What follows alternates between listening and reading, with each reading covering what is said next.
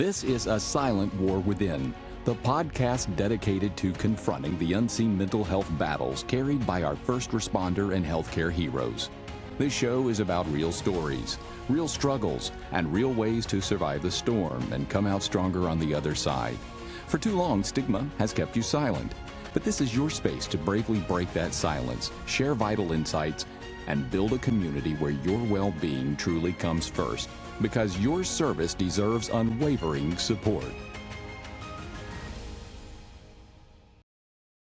Hello, everybody, again, and welcome to A Silent War Within. We're happy to have you here today, as always. Unfortunately, Michaela, our co-host, is working, and she could not join us, so boo on that.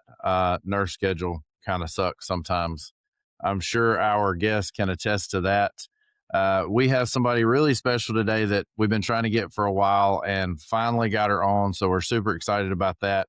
Nurse Gwenny, how are you doing today? I'm doing so well, Kevin. Thank you so much for having me. It's my honor to be here. We are so excited to have you. So part of what we do kind of here at A Silent War Within is we like to get to know the person behind the internet personality, kind of where you came from, what your why is, why you said yes to a mental health show for first responders. So give us that story. Start from the beginning. Where'd you start your nursing career? How'd you get into it? All those kind of things. Yeah, sure. So as a kid, I always wanted to be a nurse. When I was in high school, I was a pole vaulter, and I got a full ride scholarship to a university that didn't have a nursing program. And I was like, no big deal. I'll just go to med school instead.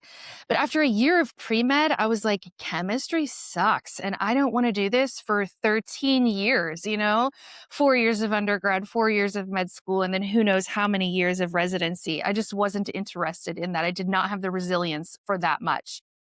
And so I was like, no big deal. I'll just go soft sciences instead. And I got a bachelor's degree in psychology, which you can actually do absolutely nothing with few exceptions. So I did a year of social work, and that was not for me. I was miserable in that. My hat is off to anybody who does social work, especially in fields where you're working with children. I was essentially just putting kids in foster care, and I hated it. It was awful.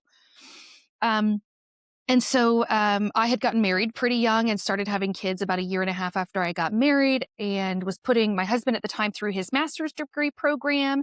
I had a business as a designer and seamstress, so I was raising my kids at home while also sewing for a living, and could never get nursing out of my mind. So when we got to a point where he was done with his master's degree, I said, it's my turn. I want to get back to school. So I went through an accelerated program. So it's essentially the last 3 years of a 4-year nursing program, crammed into 15 months, and it is hell on earth, but it's over quickly.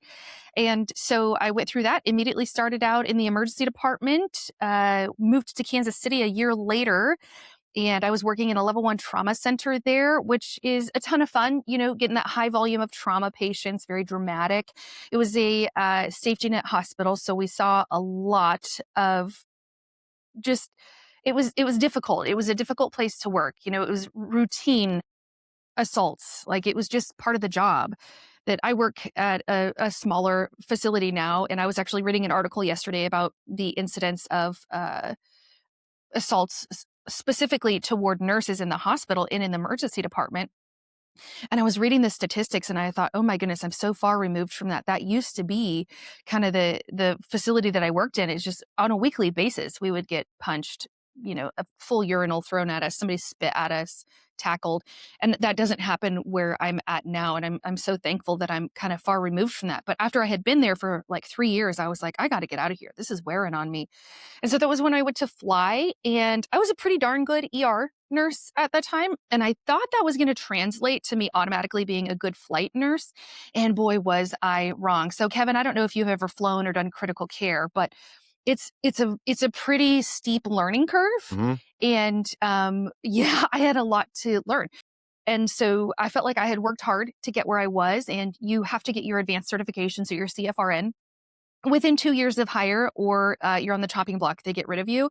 And so I worked my butt off studying for the CFRN flight nurse exam, and I passed on my first attempt, but I didn't really understand what all of that meant that I had just memorized the test answers. I didn't really understand the concepts. And so I deep dove all of these subjects. I was ordering medical school textbooks and listening to podcasts and watching YouTube videos and figuring things out for myself. And then when it would finally click for me, I would think, well, gosh, if someone would have just taught it to me this way, I would not have had to go through all of this. And after doing that enough times on enough subjects, and agencies here and there were having me come teach in their paramedic refresher, and this agency would have me come speak on that. And it just kind of organically grew on its own. I didn't mean for any of this to happen. And then I realized like everybody buys the same 2 practice questions books on Amazon, right? That are out there. And they're getting pretty old. They're 15, 16 years old now. And they are structured in more of an academic kind of vibe. And that's just not how I learn. And that's not how I like to teach. I like to teach in a more conversational, kind of fun way. And I realized that enough people were kind of resonating with my teaching style that I thought, I'm going to write a book that will help people study for the exam to save them from the trouble that I went through, so that people aren't just memorizing test answers, but they're actually understanding these concepts. Because it's all good and well for somebody to have some letters behind their name to get their CFRN, FPC, whatever. But what's really important is that we actually know what we're doing when we're taking care of these patients.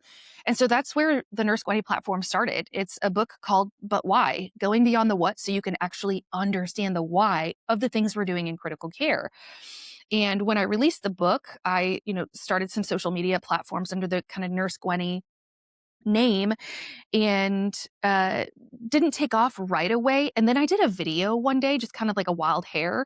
I did a video, I think it was on the trauma triad of death, and boom, it took off really quickly. And I was like, oh, people want videos. They don't want carousel posts. And so I'd make another video, boom, it would take off. And then people would message me, hey, can you make a video on pediatric assessment triangle? Yeah, sure. And then it just exploded. It exploded from there. And I have a ton of fun helping students to understand themselves and unlock their own learning style so that people can actually understand these concepts. Like, nurses and paramedics are capable of so much more than I think we even realize ourselves. And we're not limited. Yes, we have scopes of practice and protocols that we have to practice within. I'm not advocating for practicing outside of your scope. I am advocating for learning beyond your scope. And I think it makes us so much stronger at the level that we are practicing if we can take our understanding to another level up. And so that's all I'm trying to do. I'm trying to spark curiosity in people. Like, my 90-second, 2-minute videos online aren't meant to be a comprehensive course on a subject. It's meant to give you a little bit of information to work with, and then you go and learn more on your own. So that's how the Nurse Gwenny platform came to be.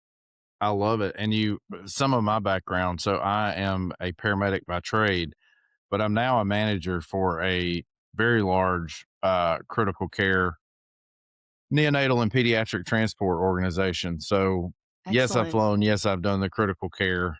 And your videos, man, they just resonate so much with not just me, but the people that we have here. You say Nurse Gwenny in our circles, and everybody knows who you are. Everybody knows what you do. But I guess, what was the reason behind you saying yes to a mental health podcast for first responders? Yeah, sure. Good question.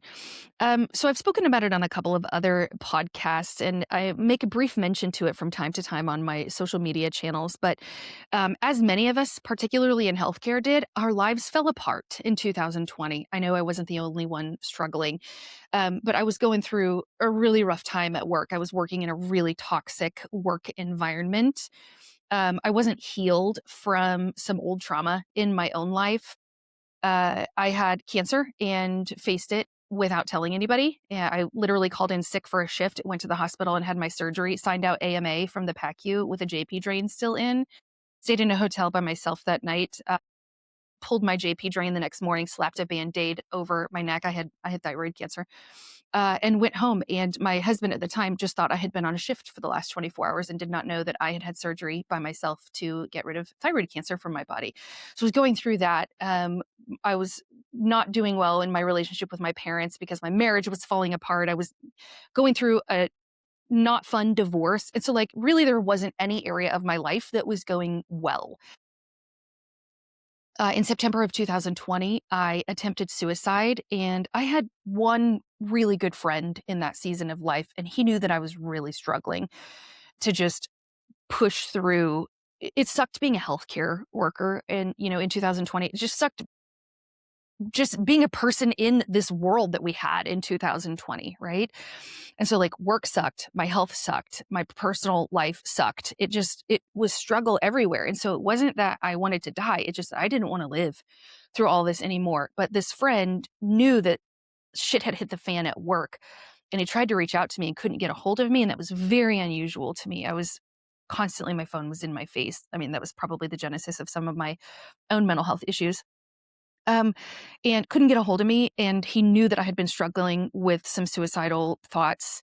And he knew that probably something had happened. And so he actually called the police. The police broke into my house. They found me, took me to the hospital. I was in a pretty bad way.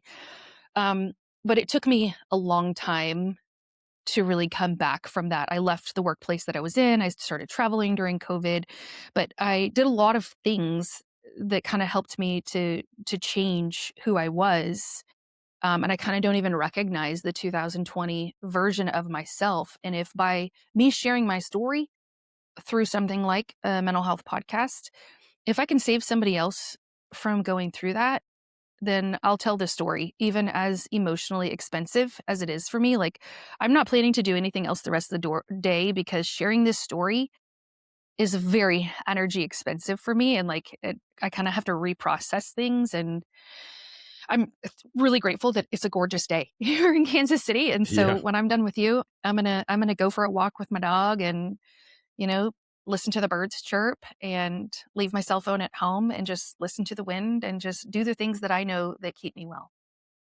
It's it's always uh, not surprising, but it's very eye-opening to hear that story. And thank you for your honesty. Thank you for sharing that story. Thank you for being willing to share that story. But it's so eye-opening for me how many of the first responder community really went through a very similar story during that time frame. COVID was Yeah, mentally exhausting for all of us, but for some, it was very much harder to deal with than others, especially those who worked in those critical care areas. I know for us being a pediatric service, it was a breeze because everybody stopped bringing their kid to the hospital. Everybody was afraid you were going to catch COVID in a waiting room. So for us, we didn't have that deep level of connection with the COVID patients like some of the other critical care areas did within our system. And we saw it even right here, in Memphis, very similar stories where there were numerous associates that we had to go and get into their house and would find a very horrible situation. And one of my dear friends committed suicide during that time. And it was because of everything that was happening, not only within her life, but within the healthcare systems. It was very difficult to be touted as heroes in the news, but treated differently in your workplace just based off the lack of supplies, the criticality of the patients, and just it was just a really hard time for many people. But now the 2025 and 2026 version of Nurse Gwenny is very much different in the sense that you work for a very small but prominent service. You have featured your helicopter, which is the coolest helicopter on the face of the planet, it uh, is. It is. nu- numerous times, and you kind of dedicated yourself to education. Where did the shift happen? Where did you go from the 2020 Nurse Gwenny to the now version of Nurse Gwenny? Well, I didn't get sick overnight, and so I didn't get well overnight. And I don't think I'll ever, Kevin, reach a point of being totally healed. I think that life is just a non-linear progression of healing and stumbling and growing and then falling down and then, finding people to help you. And it's just a winding journey. And like I said, I didn't get sick overnight. I remember my first intrusive thoughts of it would just be a lot easier to escape this if I wasn't alive. I remember being in third grade, and I never told anybody. I don't think I've ever publicly shared that. I think my parents would lose their minds if they knew that I was having these struggles even as Yeah. a child. I had postpartum depression after my second was born, and that was a really difficult season to be alive in. So my first husband was a Southern Baptist pastor, and there was a very strict mold that I was supposed to fit in, and um, having suicidal ideations was not part of that. And so I couldn't share that with anybody. And I wish so badly that I could go back to 10, 20, even 30 years ago me and say, like, here are the things that you need to do to build resilience, to have these coping skills, to be able to, here's how you establish boundaries. Like, boundaries were not a thing in my life until even just a few years ago. And so I'm really hopeful that it seems like, I don't want to say mental health is cool, but like it is an in vogue thing to do, to learn about ourselves and not to pathologize everything, but even in, just like I make videos on TikTok and Instagram about, pediatric assessment triangle or shoulder dystocia or any of these clinical topics for us medical providers, there are also therapists out there that are teaching skills. Okay, here's how you can learn to set boundaries. Learning your Enneagram type and learning what are your motivations, what are your patterns, what are your thought constructs, and here's how you can build more resilience, or here's how you can be stronger. I know that I follow several of those accounts of licensed providers, whether they're psychiatrists or therapists or what have you, but finding trustworthy sources that can help me build those tools. I wish I would have had that a long time ago, because here's, I think, was where I really crumbled, was when I got into flight nursing. I worked really hard to get there, but my boss said to me when I first started, he said, you're doing nothing for the next 90 days, but eat, breathe, sleep, nothing but this job. Even when you're at home, I want you studying. When you're not home, I want you thinking about being at work and getting better. And I was such a people pleaser. I was like, yes, sir, absolutely. You say jump, I'm pulling out the trampoline. Like, I was so eager to please, and I felt like I owed him a debt because I didn't think I was strong enough or smart enough yet to become a flight nurse, but he gave me the opportunity to anyway. And so I didn't want to let him down. I didn't want him to realize that maybe I wasn't the right hire. And so I was working my butt off, and I made it my whole identity. Everybody puts, their Facebook profile picture, whatever, in your flight suit and helmet when you first get hired. And that's fantastic. I love that. I will smash the like button on everybody's first Yeah. helicopter photo. But when we make it our whole identity, when we agree with the plan of nothing but eat, sleep, drink, breathe, flight nursing, where whatever your niche of nursing or paramedicine is, that's so dangerous. And I made it my identity, and everything else was secondary to that. And when that wasn't going well, that's when everything started to crumble. And so I advocate, as a function of our mental health, do not let your job become your identity. Have a healthy perspective that, like, this is just what I do for a paycheck. Yeah, I really like doing it. Yes, I do fly in the coolest helicopter in all of the United States of America. I love my job, but it is my job. It is not who I am. And so even when people say to me, like, oh, Gwenny, you're so passionate about education, I stop people. I say, no, I'm not. I'm not passionate about education. Am I good at it? Yes. Do I enjoy it? Absolutely. Do I want to do this until I retire? Yes. I am not passionate about it. I am passionate about being a wife and a mom and a sister and a friend and a volunteer. And I'm passionate about those things. And I have to be very careful with my mindset to not let, whether it's Nurse Gwenny or Gwenny the flight nurse or Gwenny the ER nurse, not let those become my identity, because that can be taken from us, Kevin, at any moment. I'm sure you've been doing this long enough. You have seen someone who their career was taken from them without their permission, whether it's they make a terrible mistake and they lose their license, or they're in some kind of accident off duty and they lose the use of their hands, and so they're no longer able to start IVs, to do the things that we need to do, or something happens in their life when their career is taken from them. And what happens to those people? What have you seen? So They, many times. And I think the number one way that this happens is back injuries. We have so many back injuries, and I've watched numerous excellent providers have their career taken from them. But you gave me so much in that section that that I want to kind of hit on and mention and have you talk a little bit more about. Um, and the first thing you mentioned was being married to a Southern Baptist preacher, going through a divorce, going through a horrible time for anyone. Divorce is awful. But I think that very often what happens is, especially for the religious people, and I'm religious. I was raised Southern Baptist, part of a non-denominational. Now it took me 8, 9 years after some church trauma to even step foot in a church. Yeah. But I think that so many times the church has put us into this little box, and mental health is not part of that box.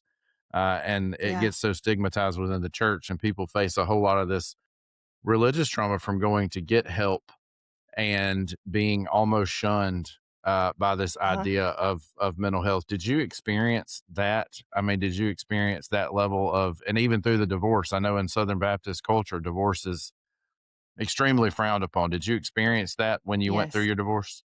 Yes. And I lost everyone. So Yep. he kept the church. Obviously, he was the pastor. He kept all of our friends. He even got my parents for a good couple of years.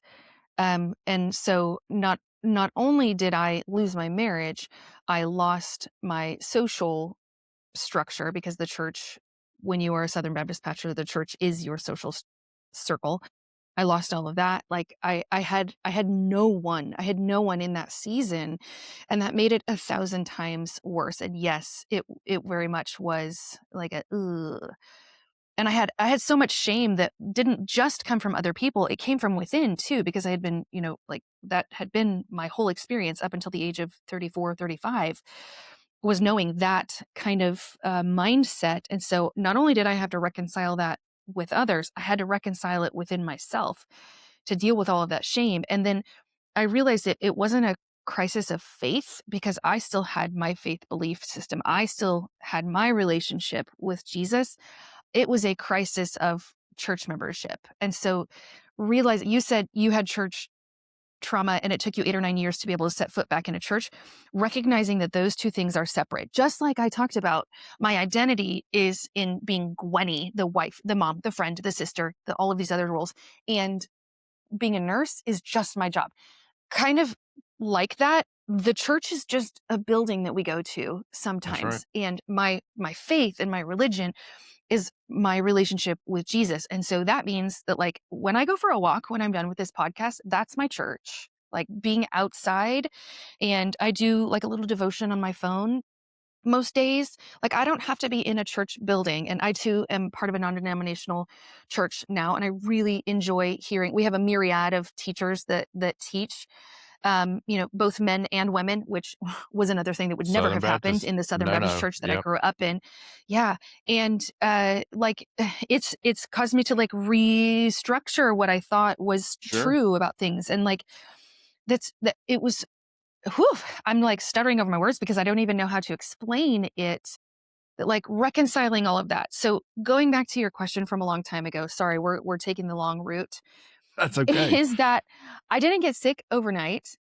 I didn't get suicidal overnight or even in a short period of time. It was something I had dealt with for decades and just never identified it, never spoke about it, never named it. This is what I'm feeling. It was like, I had those feelings, la, la, la, la, la, can't talk about that, can't think about that. People who commit Mhm. suicide go to hell, blah, blah, blah, blah.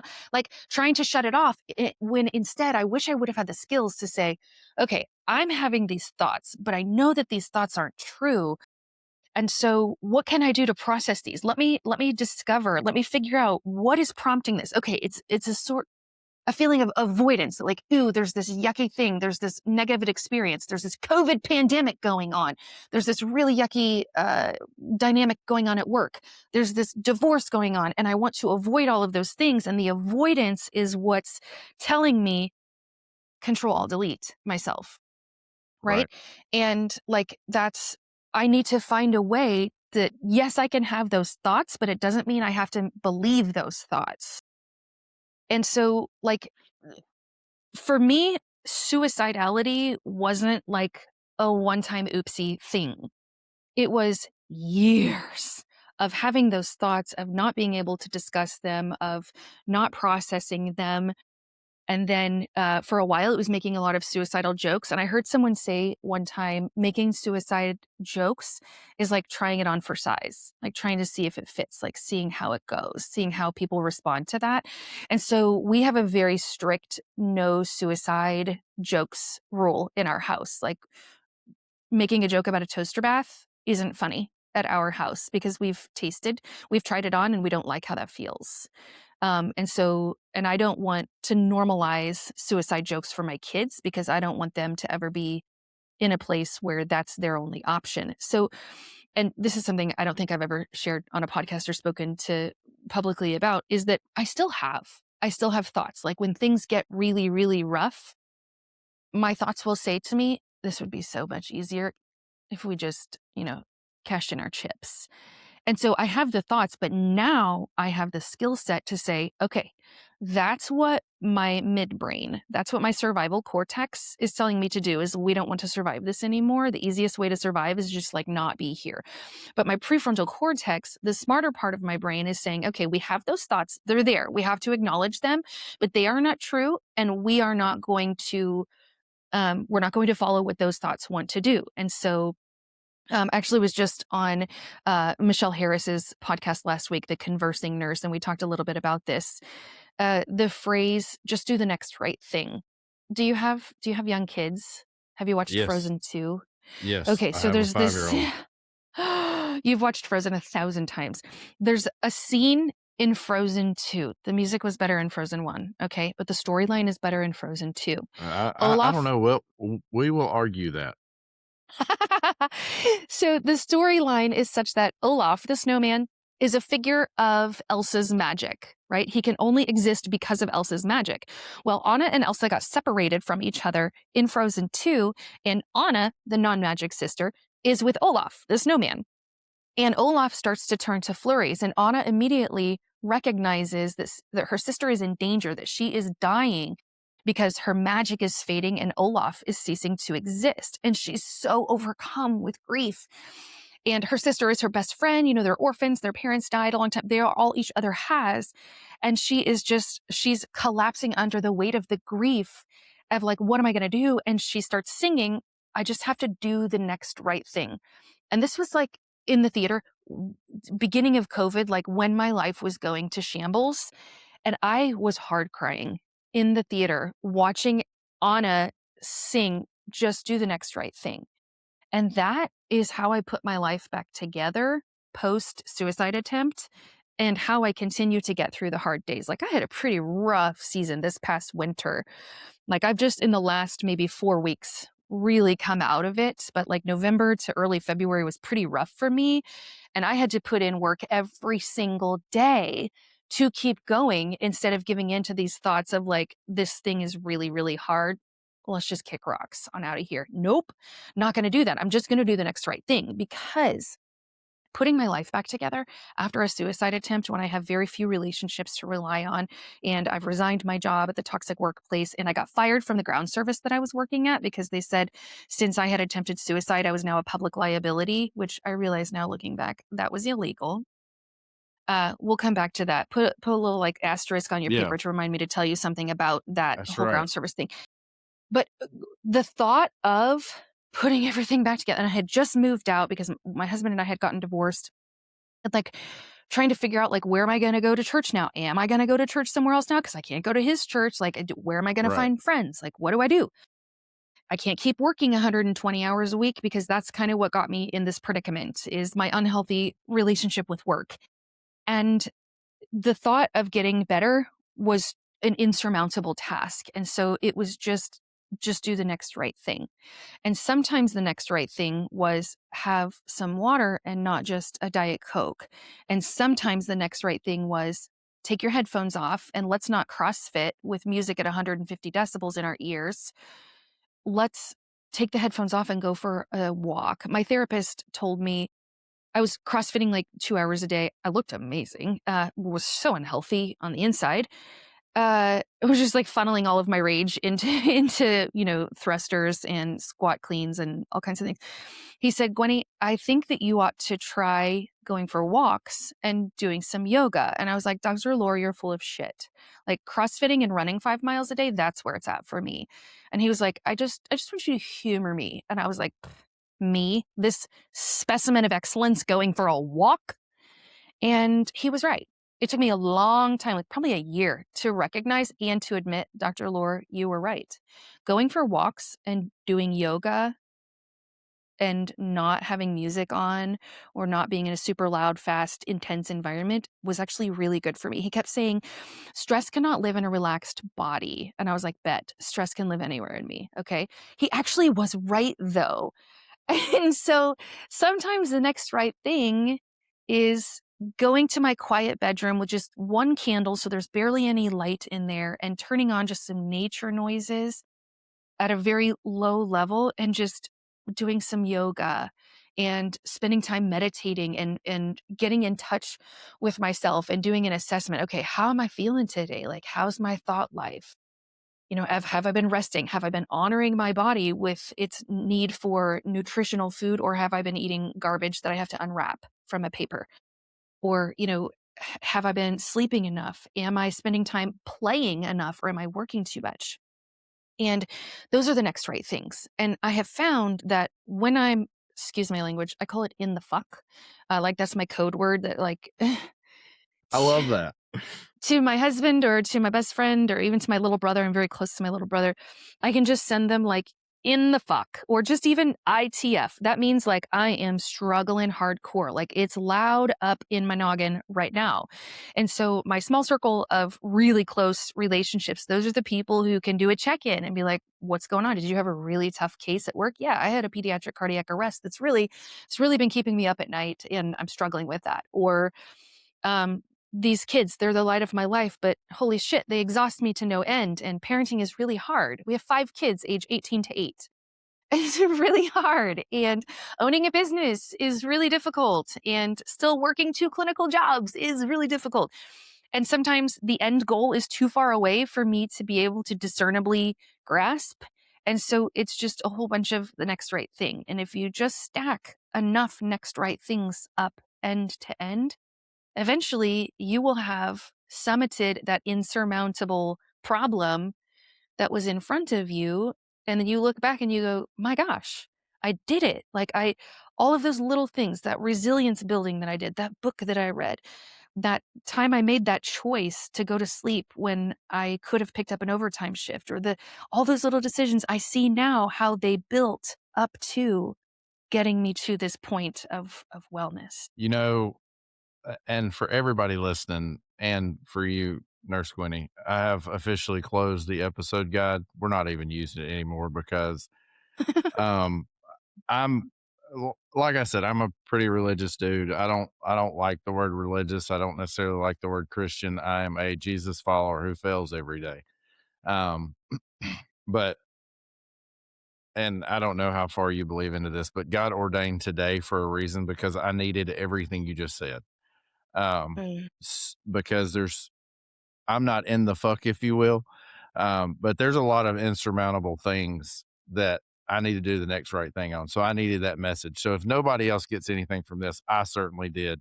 And it's not near over, but I just wanted to tell you how good that is. But I do want to hear the story about this ground service that let you Yeah, go, fired you, whatever, for this suicide attempt, which is, like you said, against the law and throws up it was lots of the red flags for healthy. me. Yeah, it was so healthy for me because it was equally as toxic as my full-time flight job was at the time. And I needed out of that place, but I was clinging to it. I had developed all the education and delivered it for the critical care ground program that they were in the process of launching. And so I was like, "Oh my gosh, I did all this work for the last year. I built your critical care transport program that's opening up a whole new avenue for your ground service." And I worked 911 ground with them, and I'm thankful for that opportunity. I feel like it makes me better in the ER and as a flight nurse, having done 911 work. But I was like, I did all of this for you guys, and now when I need you the most, you're kicking me to the curb. And I'm thankful for it looking back. Number one, because it was such a toxic environment. It was so disgusting. Um, but number two, it really forced me. I had nothing to rely on. I had to cut off everything from the old life and completely start from ground zero. And I think that gave me a fresh start for a foundation that allowed me to build upon a healthy foundation. But the part I wanted to come back to, a few months later, a paramedic that I had worked with at that ground service drunk dialed me in the middle of the night, and I had just so happened to get off of like a mid shift in the ER that night, and I was on my way home, and I thought, this is really strange. Why is he calling me? Like, we're not friends. Like, we only had each other's numbers because we worked at the same service, and like, when you work somewhere, you have everybody's phone number in case Sure. you need somebody to Sure. swap a shift or something like that. And he called me in the middle of the night, and I answered, and I can immediately tell that he is intoxicated, and he's just sobbing. And I'm like, we are not this level of friends. Like, this is very strange. This is odd. And he's sobbing and he's saying, I just want to end it and I need help, but I can't get help because I saw what they did to you. And so I can't tell anybody. And I felt so broken for him. And just because like we had stayed friends on like, Facebook, Instagram, I talked him off a ledge that night and encouraged him to get some help and encouraged him to maybe leave that organization if he was in such a bad way and felt like he couldn't speak about it at risk of it being held against him, right? He didn't want to get fired like they had fired me because like everybody saw it happen. They all knew what had happened. And a lot of people felt that was unjust, but they couldn't speak up about it because they didn't want their head to be the next one on the chopping block. And I do know that just through watching him on social media over, the next months and years is that he really did have to go through it and ended up leaving that agency, went to rehab for a while and is now sober and appears to be from, I haven't talked to the guy in a few years, appears to be doing well, but he had to get out of that toxic environment too. But it leads me to wonder how many other people are out there who see how somebody who does attempt suicide or has some kind of mental health crisis and their job responds poorly, how many other people are keeping it on the DL that they're struggling and they're not getting help because they don't want to be treated in the same way. And so because of that, one of my crusades, I have many, one of my crusades is that number one, I don't talk shit about patients at all, ever. On my channels, like that's a hard stop. I do not make fun of patients ever. Like people want to make jokes about, oh, people stick stuff up their butts. I'm like, no, if someone does stick something up their butt and they need help, I want them to know that I'm a safe person that they can come to. That I'm not going to make jokes about it. I'm not going to make fun of them, right? Like no matter what the patient is experiencing, I'm not turning them into a joke. But especially patients with a psychiatric crisis, I really try hard to avoid the phrase psych patients, because I feel like it unfairly puts everybody into a bucket with a myriad of problems. It could be someone who's struggling with addiction. It could be someone who has organic psychiatric illness like a schizophrenia or something like that. It could be someone who is just having situationally circumstantial depression, right? Like horrible things have happened in their life. It could be someone with really traumatic, it's so many things. And to put all of those patients into one bucket and call it psych patients and to be annoyed by those, I don't understand the culture. I see it most in ER nurses and in street medics and 911 medics with psych patients, with patients with suicidal ideations. Now, yes, I'm not going to deny that there are people who abuse that. Oftentimes when I used to work at the safety net hospital, there would be a lot of patients on really cold nights that would come in and they would say, I'm suicidal, because they know that guaranteed them a warm bed and meals for the next few days. So I'm not saying that abuse of the system doesn't exist. But what I am saying is that we cannot throw the baby out with the bathwater. And we cannot refuse to meet these patients with compassion and kindness and gentleness when they need us the most by being irritated and acting like they are a bane to our existence. Like it really chaps my hide when I'm working in the ER and I hear someone go, ugh, we've got another SI checking in out front. Okay, let's pause for a second and think about what that patient is going through. And you're pissed off because you got to find a sitter now, or you got to find a room for this patient to go into. Like, what if we stopped and considered the patient's experience before we considered our own annoyance or inconvenience? So, and part of that comes from that paramedic reaching out to me and saying, I need help, but I can't because I saw what they did to you. Why do you think that culture exists in agencies even still today in 2026 when mental health has gained more ground and gotten more voices behind it? Why do you think that culture still exists within services like that? You know, Kevin, if I look under that rock, I can't help and my first degree is in psychology, and so I like to combine what I know of how the mind works with what I know as a nurse. I can't help but think that maybe that's a little transference from people. Is maybe the worst offenders of that shitty attitude are perhaps those who are struggling the most, and it's still in their subconscious, or it is in their conscious mind, but they don't want to come to terms with it. That's my best guess. I could be wrong. What do you think? You know, that is probably one of the best explanations I've heard, and that makes a lot of sense. But I think it also has a level of fear attached to it too. A lot of times we fear the unknown, and if you've never dealt with anything mental health, other than in the back of an ambulance as a paramedic or in the ER as a nurse, if you've never dealt with it personally or had a family member that's gone through it, you don't realize how truly tragic this is and how it can break up families. It can alter the person forever. um, I am altered forever. So to tell you a little bit of my story, back in 2017, I had a pediatric drowning. I talked about it numerous times on the show, but it was extremely difficult for me. I went through all of the what could I have done better. I was the reason this child was not going to make it.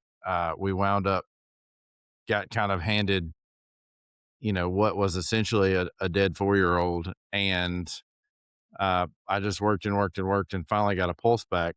It was an epinephrine induced pulse for sure because we had Yeah. been just working and had time to tell the referring or the receiving facility, um, hey, we're 5 minutes away and I just got a pulse back. So we had a team waiting for us on the tarmac type deal, the ambulance bay. And that's when I got introduced to the company that I now manage now because little did I know they had called a helicopter in the midst of me coming in, and within 10 minutes, that baby was at a level 1 trauma center and still had a negative outcome. And I felt like I did Yeah. absolutely everything right. But I was a barrier. I buried everything inside. I didn't talk about it. I called my wife then and I said, I'm not okay. I just have to leave work. And she came and got me. She was not going to let me be alone. She was great. She's always been great and very understanding and kind and just gentle. And but after 3 days, I was like, "Okay, I'm fine," ready to go back at it. Never really sat with it, never processed any emotions, and then in 2020 when all the COVID stuff got worked up, and of course, we had a child in 2020, our hospital leadership changed. Everything about my life was kind of felt in limbo. Um, so all that just one day over something silly, some stupid argument that I can't even remember what it was about. And it wasn't even really an argument. It was just a heated discussion. But I, for lack of better terms, lost my shit. Beat up my shed, scared my family, had this very rage filled anger outburst. And she left. I mean, my wife took my child and left. She was afraid of me. Never something that I wanted, never something I expected to happen, and that dent in my shed is still there. And I look at it and know that that's where my mental health journey started.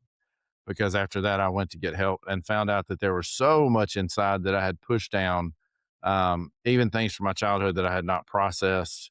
And I think if people don't go through that and don't have that realization of like, oh, this is real, this is not just something somebody is struggling with, um, this has such far reaching arms that can touch so many different facets of a person's life. I think if you don't deal with that and you don't respect that and recognize that in somebody, that you constantly will say, oh, we don't need that here, or we don't deal with that here, or I'm not going to deal with that personally. I'm not going to talk to that person.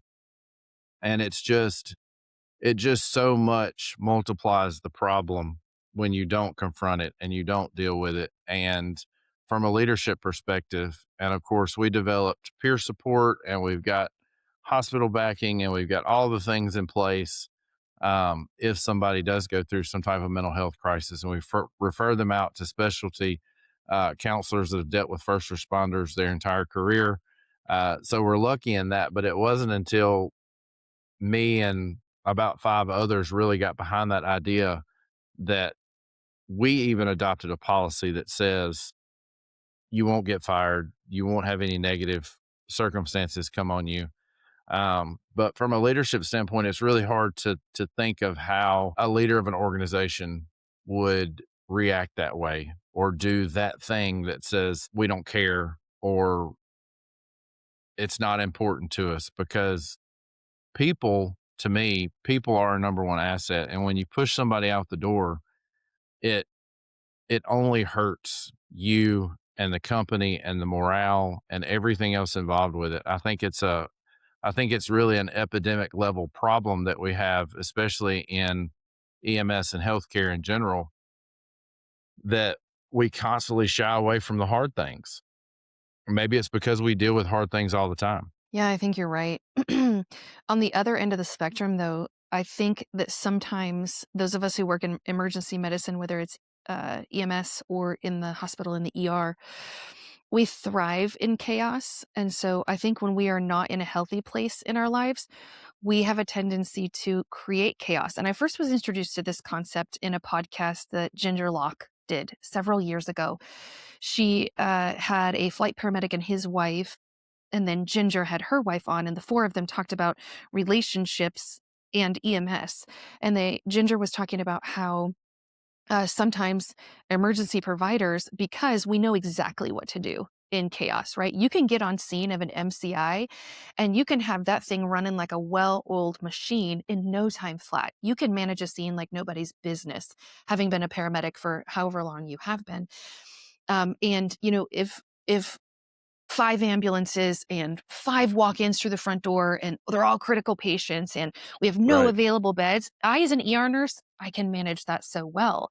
And so sometimes when things aren't going smoothly at home, that's what gives us the time to sit with our unprocessed emotions or to evaluate who we are.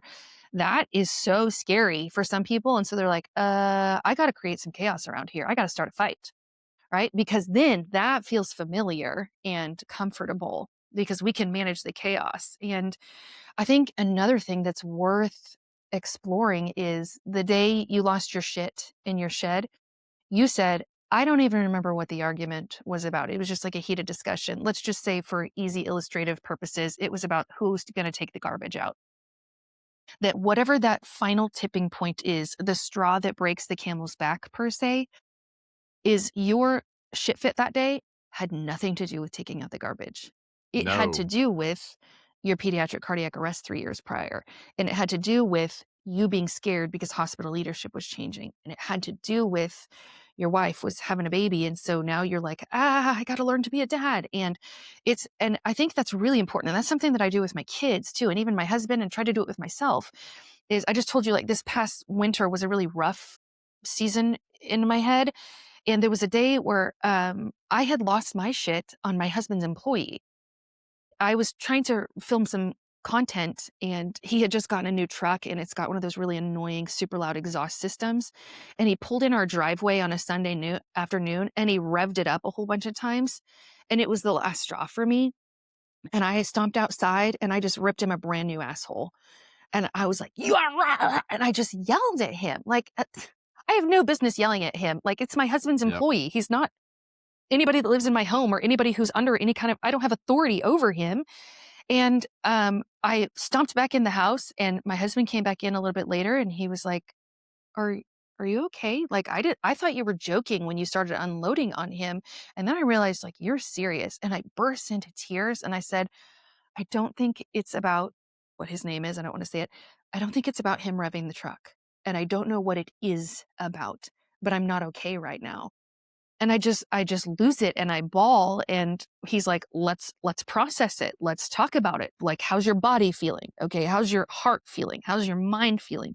Let's go through all of this. Are we meeting your body's needs? And so he and I have learned in our relationship with each other, we've been married for 2 years now, Feels like we've been together our whole lives, but we've learned how to interact with each other and support one another. And I'm so thankful to have that. I wish that kind of love on everybody, that you have somebody that can see you falling apart and you can lose your shit and they can go, I don't think it's about the garbage. Or for me, I don't think it's about the revving truck.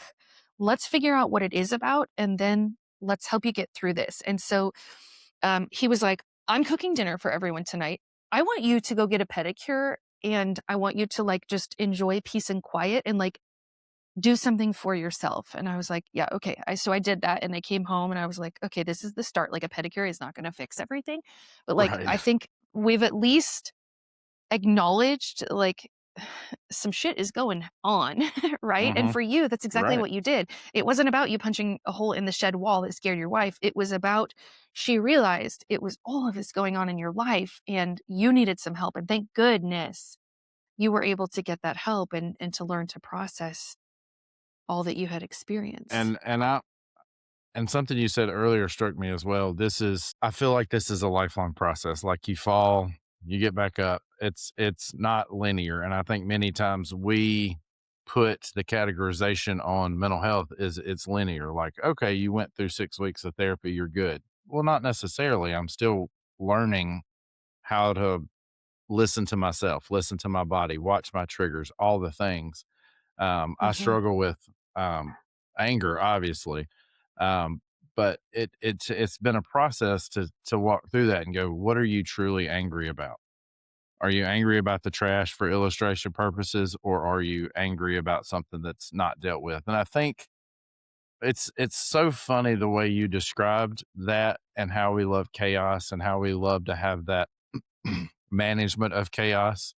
I can certainly reflect back and see that. And if you read, uh, Jason Sautel's got a book called The Rescuer that's great. A Thousand Naked Strangers by Kevin Hazard. If you read some of these books that are from people who have dealt with some type of mental health crisis in their life, what you'll find is that many times healthcare and first responders, we love that crisis so much, or we love that chaos so much that we do create it. And if you read the accounts of some of those folks that I mentioned and others, Cody Meacham is another one that wrote an independent book that is just fantastic.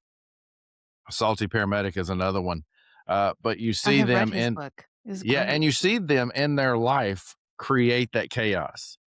Once they start to struggle and it gets kind of quiet. And I always said that I hated the quiet because it allowed me time to hear myself.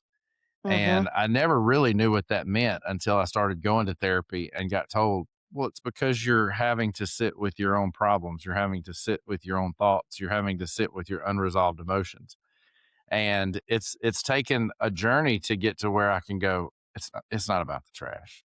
It has nothing to do with the trash. It has, what is it really? And have to dig down a little bit and figure out, oh, it's about that call that I worked. So I guess my question to you is, how do you working for a flight critical care service that obviously does scene calls, right? Mhm. We do. How how do you manage all this? I know my particular answer, but how do you manage the mental health part of it that you still struggle with, that you admitted and said? How do you deal with that in seeing the tragedy and having a front row seat to people's worst day? Yeah. It's not easy and it takes being ready for it before I need the help. I actually did a video about this a few months ago on social media where I put up a big ladder on my back patio and then my kids have an air Hmm. track. It's almost I like a saw really this. long, Yeah. skinny air mattress, right? And so I talked about how I cannot wait until I am on the top rung of the ladder and already in the process of falling before I put down the air track and some cushions to land on. I have to, on a daily basis, be putting out the cushions and the air track, and I have to be maintaining that safety net so that if one of my calls ends up with me on the top of the ladder and falling over, I have a safe place to land. And I think in 2020, I had never been taught these concepts of resilience, and I did not have great coping skills. And I didn't have good relationships, and so I didn't have a safe landing pad, and so when my ladder fell over, I landed on the patio on the brick patio and it wrecked me. And so being ready before you need it is super important. And I think the other thing that really helps me to do well is the team that I work for is an incredible program. I drive 3.5 hours each way to work. So I get up at 3:15. I make it to work by 7 a.m. I work a 24-hour shift and I drive 3.5 hours home. So I only do that about 3 times a month. So I'm not doing it twice a week or anything like Yeah. that. Yeah. It is still a crazy long drive, and I get a lot of people that are like, "Why on earth would you ever drive that far from work? There are closer helicopters to where you live." And I'm like, "Yeah, but there isn't this program." Yeah, it's a cool helicopter, but the part I love the most is that the standards are exceptionally high at this program. You know, our education coordinator, she's incredible. She puts together great scenarios for us, and we're constantly learning. And our medical director is super involved, but my manager, he really cares about us. He has very much like a almost like a dad or a big brother vibe about the team because he just took over the director of our program a couple of years ago. He had flown for our program for something like 20 years. So he was one of us. And so in his leadership role, he knows what it's like to be a crew member. And so he advocates for us. He fights for us. And he will call us. He'll call us at 2 o'clock in the morning because he gets, of course, all the lift requests and things on his phone. And he'll say, "Hey, I just saw that you ran this pediatric call. Do you want to talk about it? Like, do you want to go out of service and have some time off? What do you want to do?" And my medical director, I had a pediatric cardiac arrest that kind of started my winter season of in the fuck. It was a really bad pediatric call that felt really unjust for the patient, and I was not okay. After that, like I was it just so happened to be on the ambulance that day. We weren't flyable, so we move into the ambulance. And I got back in the ambulance and I cried so hard I about threw up in the back of the truck because I was in distress over this call. And my medical director called me and he walked me through it. And he said, "What do you wish you would have done differently?" And I said, "Nothing. There's nothing I could have done differently. I just wish the outcome was different." And he said, "Okay, are there protocols that would have helped you? Are there other skills that would have helped you if you could have done X, Y, or Z on this patient?" And we just walked through it. And then he said, "You did all the right things. Like, this isn't your fault." And I knew in my head it wasn't my fault, but I was still just as upset that the patient had had the bad outcome. Like, it wasn't okay with me that it wasn't my fault, but this patient is still dead. And so having the really great team that I'm a part of, the great bosses, the medical director who actually gives a shit, like that stuff, that's worth driving 3.5 hours each way Absolutely. for. Absolutely. I've driven some distances for good environment for sure. Yeah, Um, yeah, I've been a medic for 10 years, been in EMS for coming up on 20. Um, and in that time, excuse me, in that time, you just see so much. And I just wonder what, what is the air mattresses for you? What is it that you're laying down on a daily to prepare for that ladder to fall? yeah. It's so many things. I mean, even just looking at Maslow's hierarchy of needs, the very bottom rung of that we have as our foundation is our physiologic needs. And so I'm not saying that you can never get a big fat cheeseburger and french fries. Like last night we went to Saltgrass after my husband and I played pickleball and we got a steak and french fries. And it was fantastic. But that's the exception to the rule, right? So I feed, especially as I get older, holy cow, it's a lot harder to manage my weight now that I'm in my 40s. You're not But but feeding like my body, 32 now. So bless you. No. Feeding my body good food. I've really been into like dense salads for maybe I don't know, last 6 months. My lab work wasn't great last year. So I was like, I really got to start putting some more work into this. So dense salads, eating lots of nutrient dense, you know, just good food, increasing my fiber intake, watching my protein and trying to limit the refined sugars. I mean, it's not difficult. It is not rocket science what it takes to set our bodies up for success. Just like we talk about, like the basics will never fail us, BLS before ALS, like providing ventilations and quality compressions, like that's what's going to get ROSC on your patient, not a pericardiocentesis or an external ventricular drain you're placement. Like it's exactly the right. simple things. And just the same, it's the simple things that are going to keep ourselves well. And so just like we were talking about earlier, you didn't like the silence because then you had to like figure out what was going on in your head. That's the same way. I constantly had music on as loud as my car would go. And I was always crossfitting with music super loud. Or I had headphones on all the time.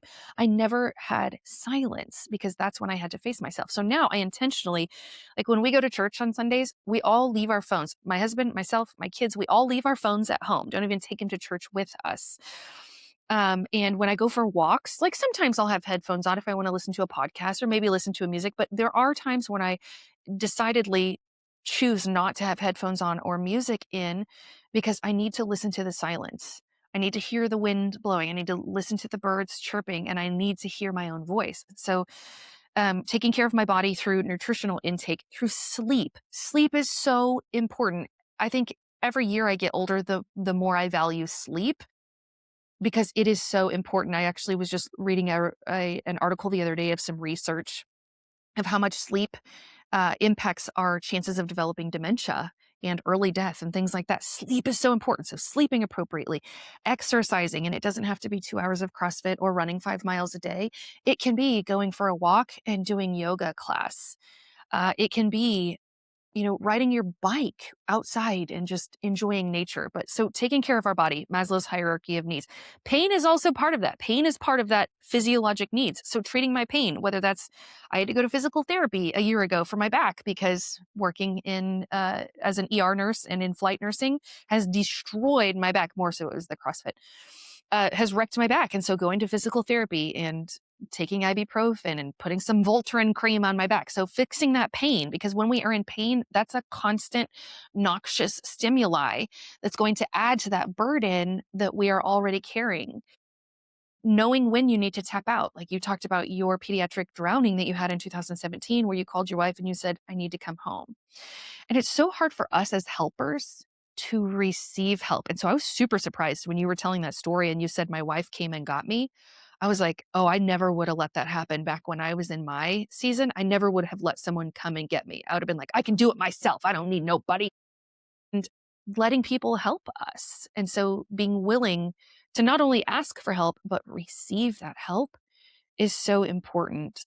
Meeting your body's physiologic needs, creating a support system for yourself, whether that is your church or an AA group, or it is just your friend circle, right? My best friend is a paramedic, and so she gets it. My husband is a landscaper. You say blood and he's like having a syncopal episode. He can't do it. So I can't come home and like offload my stories. I can tell him like I had a really hard day. I saw someone die today. This wasn't very much fun. And he can empathize with that. But if I need to like offload like a really traumatic call or something, I know that like either my brother, who's also a paramedic, those are kind of my three tightest, my little brother, my best friend, and my husband. So having that support structure, developing my identity outside of being a nurse. So having a hobby, I recently took up hand embroidery again. I haven't done hand embroidery for like 15 years. And I started doing that again. It's like just a hobby that doesn't require my brain. It only requires my hands, which gives me time to be present inside my own mind and do a little bit of spiritual work on myself. So, I mean, I could go on of all the What things that it takes, just the next right things, a whole bunch of them. the next right thing? I love that. I'm very possibly going to get that tattooed on somewhere on my body where I can see it, because that's so good. And the Frozen thing was just perfect. I mean, just what a great story to really show that. Well, as we start to wrap up, tell us a little bit about your education company you started, all the things that you're doing. Give us all the shameless plugs for where you are and how we can find you. I love a good shameless plug. Yeah, thank you so much. I appreciate the opportunity to share about some of the exciting things I have going on. So my husband, not only does he run his own landscaping company, but he runs my business now. And we got accreditation from the Kansas Board of Nursing, so I can offer CEUs like a bazillion times over. People have said in the comments on my videos on TikTok, man, I learned more from this than I did the health stream I had to do at work yesterday. I wish I could get some CEUs. Well, now you can. Now you can get CEUs for the content you're already watching on TikTok through the Nurse Gwenny library. So the Nurse Gwenny library is one annual subscription. It includes absolutely everything. I wrote an entire critical care prep course. So if people are studying for their FPC or their CFRN, CCPC, CTRN, or if you just want a job in flight, I have interview prep tips. I have that entire critical care prep course. I have dozens of courses on various topics. I even brought in some of my good friends. Nurse Doe's podcast, he has put some of his CVICU content. So if you're struggling with like advanced hemodynamics, he's got you. Some podcasts from the rapid response nurse. I've got a 4-hour ventilator course from Melody Bishop RT. All of it is included in the Nurse Gwenny Library subscription, and you can find it at nursegwenny.com. Subscribe to the library, and you get all of that content. We also have monthly live sessions where I get on there, and like if you are a nursing student and you're preparing for your NCLEX, bring your questions. If you're a flight paramedic and you're struggling to understand the concept of balloon pumps, come to the live session. I will help you. If you just want to shoot the shit and we'll just visit, come to the live session, and it's free for all of my Nurse Gwenny Library subscribers. And you can find me on TikTok, Instagram, Facebook, and YouTube with all of my daily videos. And and all of my books are available at nursegwenny.com as well. And all of that will be linked in the show notes below. So if you're listening, just click that show note and you'll find it. Nurse Gwenny, thank you for joining us. You have been an awesome guest. Hopefully when I send this to your husband, this could be a whole mental health class, because you have taught an absolutely beautiful way to deal with your mental health. And I'm so happy that you were able to get on with us. And of course, you can find a Silent War Within all the same places you can find Nurse Gwenny, Facebook, Instagram, TikTok, YouTube. We stream. Obviously, put the video on YouTube. We stream video on Spotify, and we also stream on Apple Podcasts and a few other small international podcast directories there. So again, thank you so much. And if you'll do me a favor, when you're listening to the show or you find us, go and give us a rating. Go and leave a comment. Same thing on our social media platforms. Leave us a comment. We love to chat with you guys. Our social media manager does a fantastic job of interacting with absolutely everybody. I jump on and interact from time to time. We have an excellent team here at Silent War Within. Kim, Michaela, Angel, and myself. We just love what we're doing. We love having guests like Nurse Gwenny. So again, thank you for joining us, and thank you for listening today. And as always, be safe, take care of your mind, and we will talk soon. Goodbye, everybody. You've been listening to A Silent War Within. If this episode resonated, please subscribe, leave a review, and share with someone who needs to hear it. Remember, you're not alone and your well-being matters. It's time to end this silent war.